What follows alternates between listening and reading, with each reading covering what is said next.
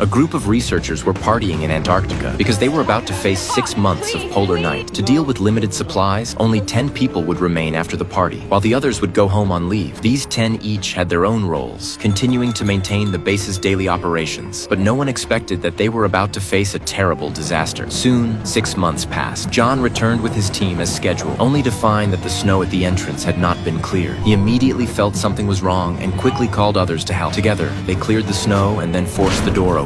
Inside, the heating and power had already stopped. There were clear signs of a struggle, and bloodstains were found. As they moved deeper along the corridor, a colleague noticed bullet holes in the wall. When they entered the commander's room, they found him frozen into a corpse, with a clear stab wound on his neck. At that moment, John was called over the radio to check the garage. They then discovered that one snow vehicle had been burned and another was missing. Nearby, there was a body covered up, burned beyond recognition. Based on the body shape and bones, the doctor determined it was a woman. This was the worst possible news for John, because his wife was among the 10 people who had stayed. He ordered everyone to search the base for information and find the remaining 8 people. John led a team to the kitchen. At that moment, a noise came from a cabinet behind them. When they opened it, they found a terrified woman. It was the base doctor, Maggie. She still seemed shaken with fear. John carefully tried to calm her, afraid that any further shock might worsen her condition. After regaining a bit of composure, she suddenly fainted. At the same time, the search of the base was completed. A total of 7 bodies were found, and 2 people were still missing. John reported the situation to the federal police, but they said they wouldn't be able to arrive for another 48 hours. During that time, the scene had to be preserved. After hanging up, John went to speak with Maggie, who had regained consciousness. He asked her to recall what had happened and whether his wife, Annika, was still alive. Maggie then began to recount everything. It all started with a fight between 2 men, and at first, no one knew what had happened. After the group separated them, Niels went to the medical room. When Maggie asked him what happened, she realized that Niels was suffering from polar syndrome. He had lost his sense of time. The radio operator constantly reminded him of the time, which made him increasingly agitated. Suddenly,